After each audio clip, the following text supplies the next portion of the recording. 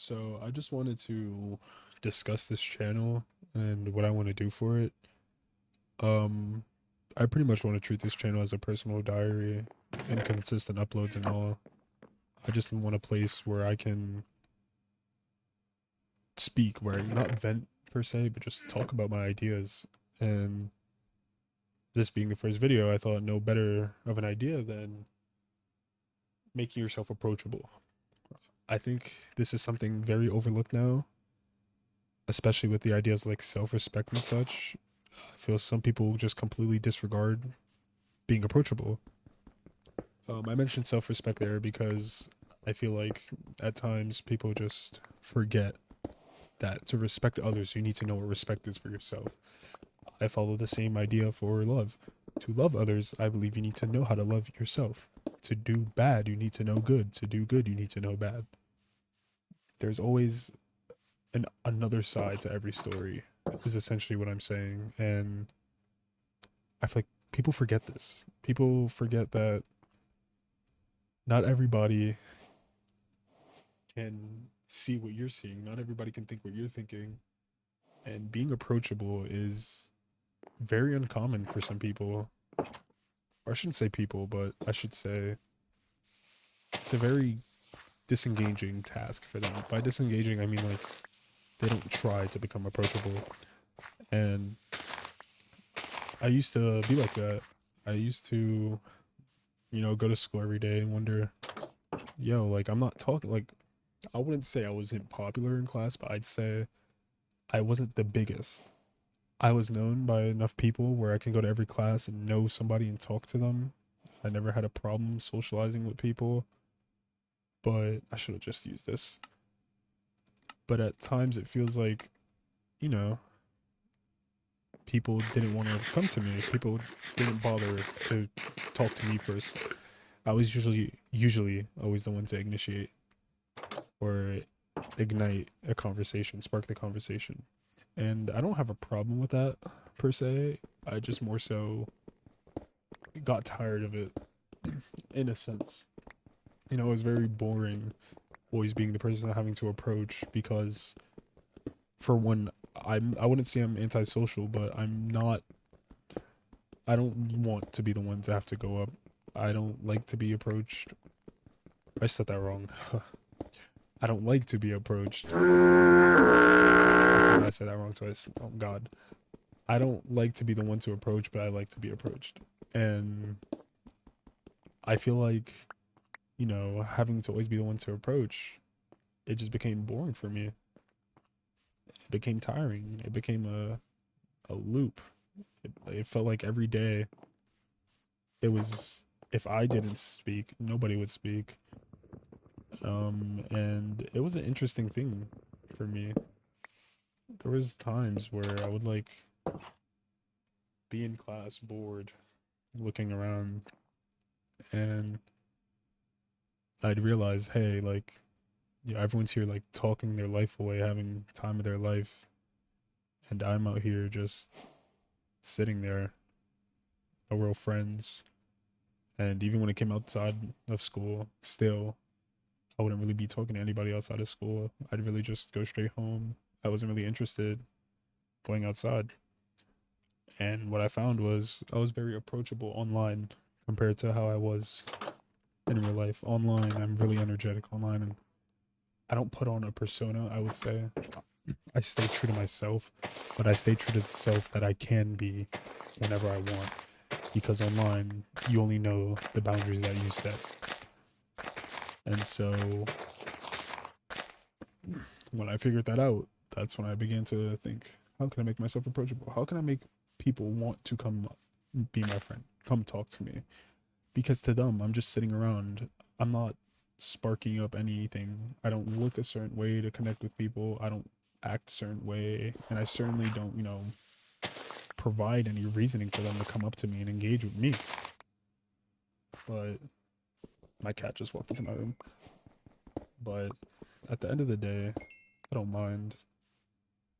Well, I shouldn't say I don't mind it. I did mind it at the time, but I owned up to it. I understood. And I think that's a skill a lot of people don't have, is to reflect. I was born in Gen Z. I was born in '08, and I like start to understand that people honestly in my age group, at least, like as corny as it sounds, as like loser it is, most people my age don't reflect. Because teenagers never want to feel like they're the ones in the wrong. We never want to feel like we're the ones that are causing the trouble.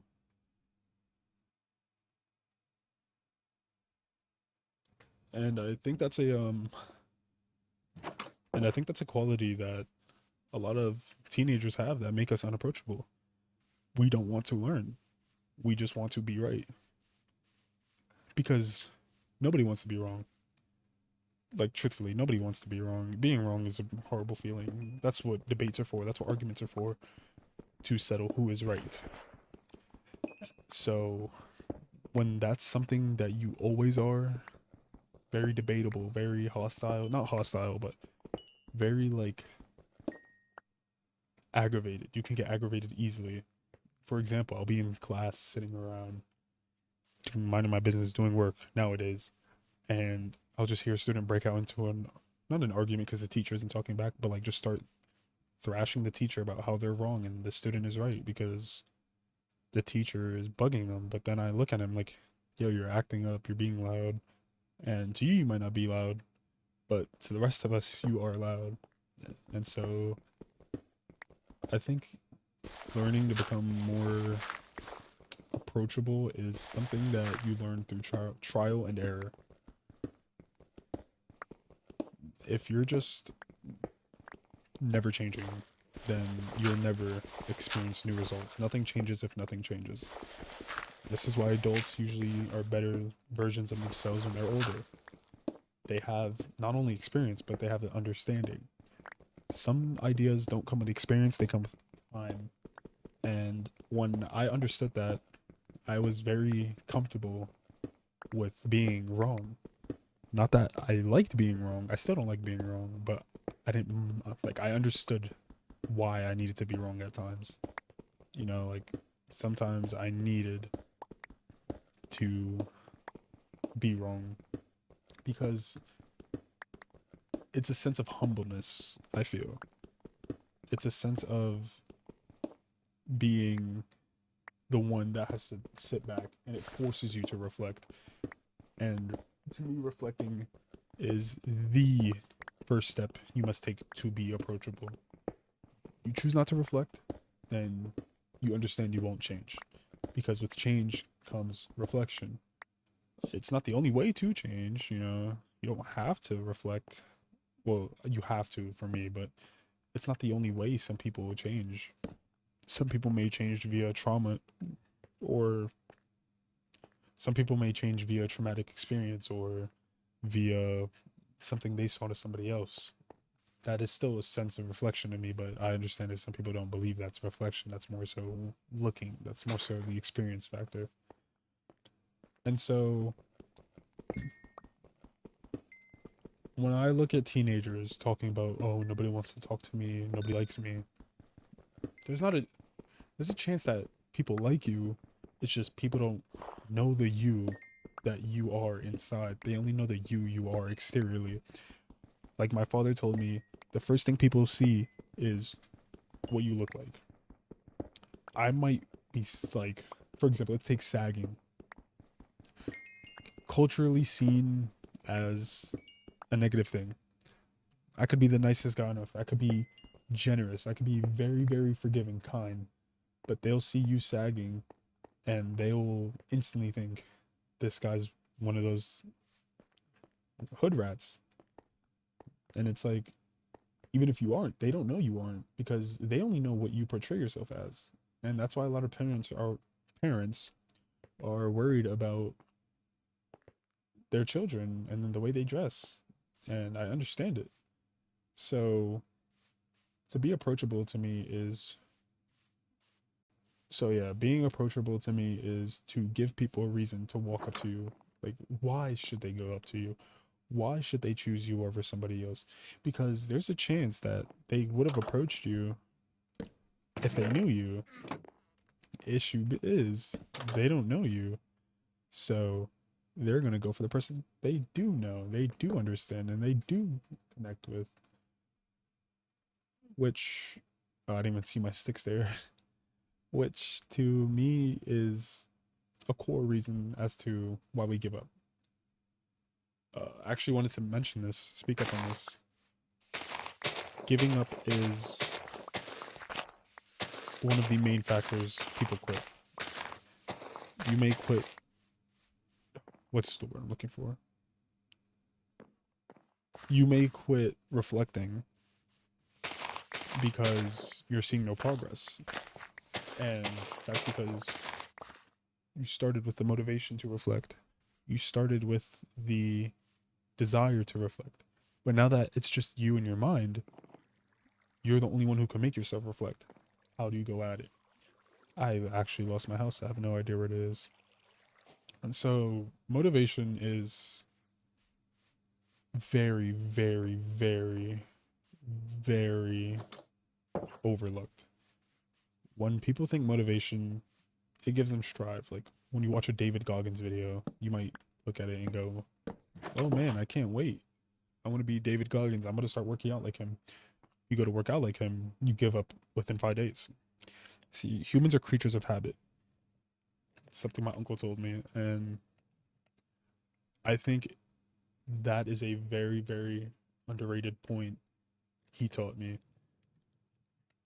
It's that humans are not going to instantly change. Sometimes we need a lot of time, and other times we get it right away for us to change. And it's not a bad thing that we don't instantly change. It's normal for us. I mean, that's just how we are.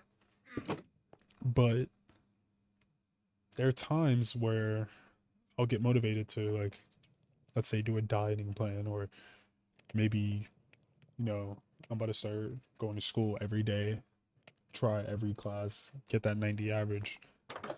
Within a week, I'm burnt out. That's sort of the approach I take to being approachable, no pun intended. What changes can I make where I can see fast progress while working towards an ultimate goal? You know? So, for example, let's say the change I see is the way I walk. That, depending on where you are, can change how people approach you. I know a lot of people find the way you walk to be a very, very heavy factor into how attractive you are, for example. And, it's always nice to feel good, and look good. God, I cannot speak today. But it's always nice to feel like you look good. That confidence is key. And with confidence comes your ability to be approachable. And so when I'm thinking of, God, I need to like mark my house. This is actually bad how much I'm losing it. I was actually just at it. Oh yeah, it's right there. The issue for me is, why did I place that torch? Like there's not one right there. I might be really smart. But the issue for me on being approachable comes from, do you give a reason? As I stated before, I don't even know why. So like ultimately, from what I've said so far, is I believe being approachable comes at giving a reason to be approached. You see a pretty lady, you're approaching her because she's pretty. You see an attractive guy, handsome guy, you're approaching him because he's handsome.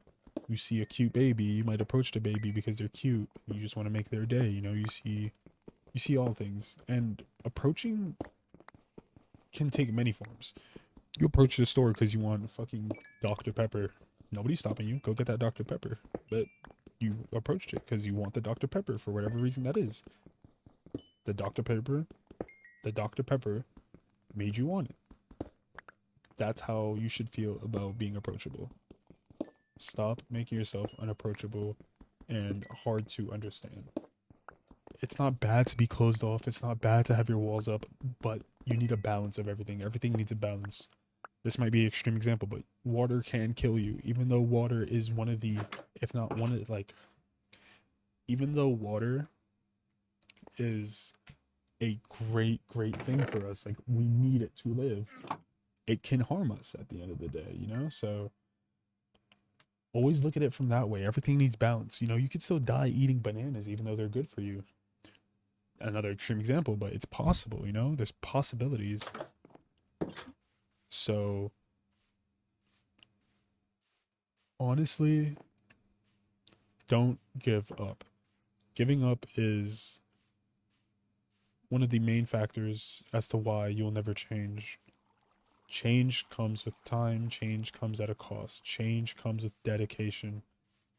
And sometimes that dedication, you got to find it. But once you find it and you start that habit, just like the creatures of habit we are, you'll feel better.